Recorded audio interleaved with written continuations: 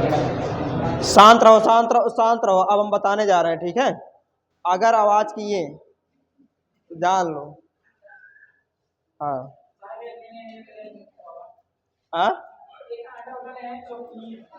आवाज मत करना, ठीक है। शांति बनाए रखो, तो हम आराम से पढ़ाएंगे, शांति से पढ़ाएंगे, ठीक है। इसमें आप लोग भलाई है, ठीक है। ज्यादा से ज्यादा हमको क्या, हमको तो याद है पहले से ही। याद तो आप लोग करना, जितना शांत रहोगे उतना अच्छा समझ में आएगा, ठीक है।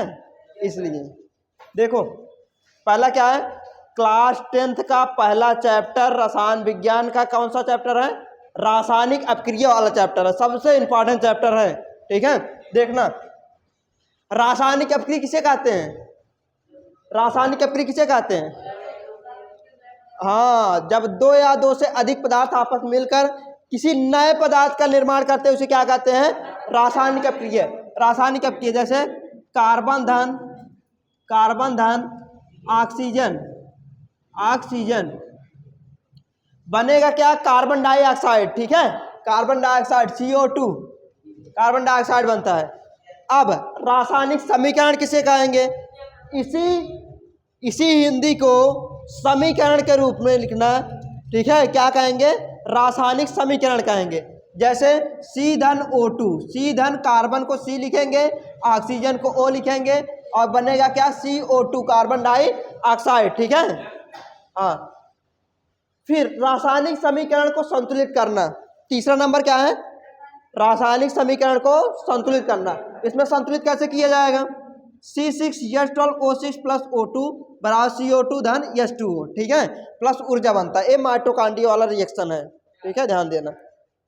तो इसमें क्या होता है, यहाँ देखो 6 कार्बन है, ठीक है। इस साइड 6 कार्बन, क्या इस साइड 6 कार्बन है? नहीं है। कहाँ है? कहाँ है? ठीक है। फिर इसका यहाँ 6 कार्बन नहीं है, इसलिए यहाँ पे 6 कार्बन बनाएंगे। 6 कार्बन बनाने के लिए हम क्या करेंगे? यहाँ पे 6 गुणा कर देंगे, बाहर 6 गुणा करो, ठीक है, 6 करेंगे। अब देखो, अब यहाँ पर हाइड्रोजन 12 है, क्या इस साइड हाइड्रोजन 12 है? क्या ये हाइड्रोजन? 2 हाइड्रोजन है, और 2 में कितने का गुणा कराएं कि 12 हो जाए?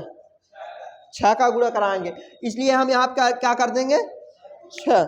अब देखो ऑक्सीजन वाला व्यवस्था देख लो, ऑक्सीजन यहाँ 6 है, ऑक्सीजन यहाँ 6 है, इस साइड कितना है? अरे 6 दूनी 12 हो गयो, यहाँ 6 दूनी 12 ना, 12 6 18, इस साइड 18 ऑक्सीजन बन गया। क्यों? क्योंकि हम हाइड्रोजन का और कार्बन को बैलेंस करते करते ऑक्सीजन ज़्यादा बढ़ गया है, ठीक है। तो क्या होगा? ऑक्सीजन कितना होगा? 18। तो इस साइड ऑक्सीजन कितना? 6 और 6 2 8 ही गया, तो 10 की और जरूरत है ना, 10 की और जरूरत है। तो हम क्या करेंगे? 6 गुणा करा दें, 6 दूनी 12, 12 6 बन गया ना। इसी को कहते हैं रासायनिक समीकरण को संतुलित करना। मतलब अगर जितना अभिकारक है उतना ही उत्पाद भी होना चाहिए, इसे क्या कहते हैं? रासायनिक समीकरण का संतुलन, ठीक है। अब देखो संयोजन अपक्रिया, अब अपक्रिया के प्रकार में आ जाएंगे। संयोजन अपक्रिया किसे कहते हैं? संयोजन अपक्रिया किसे कहते हैं? केवल एक ही पदार्थ बना, ठीक है। जैसे C धन O2, C धन O2 मिल क्या बना रहा है? केवल और केवल एक ही पदार्थ बना रहा है, एक्स्ट्रा पदार्थ बना नहीं रहा है। इसको क्या कहेंगे? संयोजन अपक्रिया, संयोजन अपक्रिया। इसी प्रकार H2 धन O2 बराबर H2O जल बन जाएगा, ठीक है। उसी प्रकार वियोजन अपक्रिया ठीक इसका उल्टा होता है। वियोजन अपक्रिया को ही क्या कहते हैं? अपघटन अपक्रिया कहते हैं, ठीक है, ध्यान देना।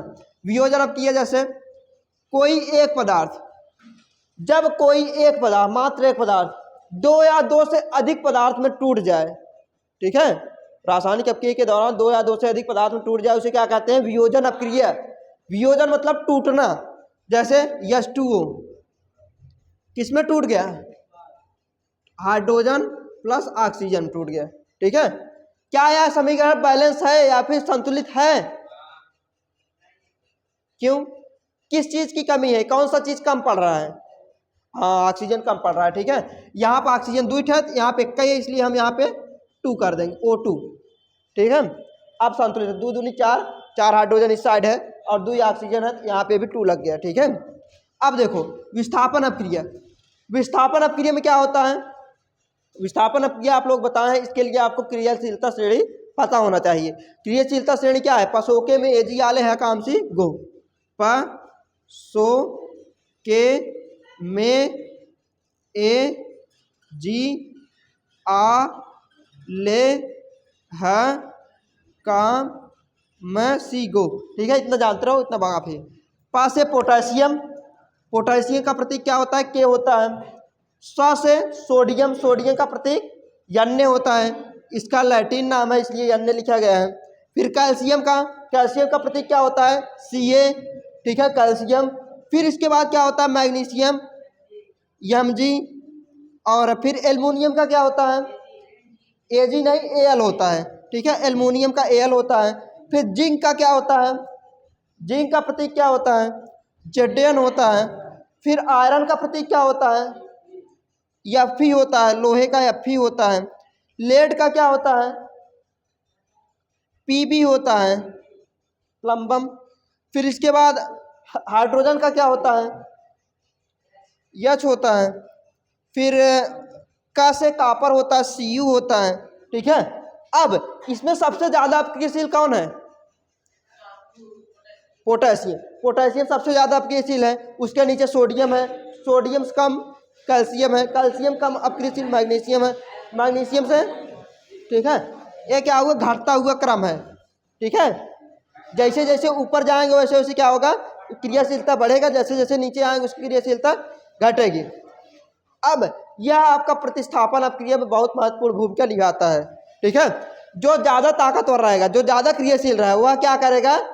तत्व को विस्थापित कर देता है, परमाणु को विस्थापित कर देता है। ठीक है, उसे क्या कहते हैं? प्रतिस्थापन अपक्रिया। प्रतिस्थापन अपक्रिया मतलब जैसे मान लो कॉपर सल्फेट है, CuSO4 है। ठीक है, कॉपर सल्फेट है, तो कॉपर सल्फेट में अगर Zn मिला दिया जाए, जिंक मिला दिया जाए, क्या जिंक कॉपर को विस्थापित कर पाएगा?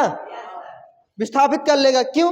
क्योंकि कॉपर नीचे आता है और जिंक ऊपर आता है, अर्थात जिंक कॉपर से ज़्यादा ताकतवर है, अर्थात Zn कॉपर को विस्थापित कर देगा। ध्यान सुनना, मस्ती नहीं, दोहरा रहे हैं। इस वीडियो को हम डाल देंगे, आप लोगों को भेज देंगे। ठीक है, इसको बार बार देखना, इससे आपका रिवीजन होता रहेगा। ठीक है, और बाकी नोट्स बनाए और नोट्स पूरा पढ़ लेना, A1 शॉर्ट रिवीजन हो गया, जानकारी मिलता रहेगा। तो फिर देखो, द्विविस्थापन अपक्रिया क्या होता है? द्विविस्थापन अपक्रिया में क्या होता है? अदला बदली होता है। ठीक है, इसमें क्या होता है? अदला बदली होता है। जैसे मान लो सबसे साधारण सी बात है, HCl है प्लस NaOH है, NaOH है। ठीक है, इसे कहते हैं द्विप्रतिस्थापन अपक्रिया या फिर द्विविस्थापन अपक्रिया। ठीक है, इसको हम क्रियाशीलता श्रेणी को मिटा दे रहे हैं, आप लोग वीडियो पीछे कर देख लेना। ठीक है, अब देखो इसमें क्या होता है, सुनो, इसमें क्या होता है? सोडियम क्लोरीन के साथ चला जाएगा और हाइड्रोजन OH के साथ चला जाएगा। अब देखो, अब सोडियम क्लोरीन के साथ जाएगा तो क्या बनेगा? NaCl, जिसे कहते हैं नमक। ठीक है, और OH के साथ जब H मिलेगा क्या होगा? H के H बन जाएगा, H कितना होगा? 2 हो जाएगा, तो इसे कहेंगे प्लस H2, H 2 हो जाएगा और ऑक्सीजन कितना बचा? 1 बचा। तो क्या बना? नमक बन गया प्लस जल बन गया। ठीक है, और इसे कहते हैं हाइड्रोक्लोरिक अम्ल या Cl प्लस सोडियम हाइड्रोक्साइड।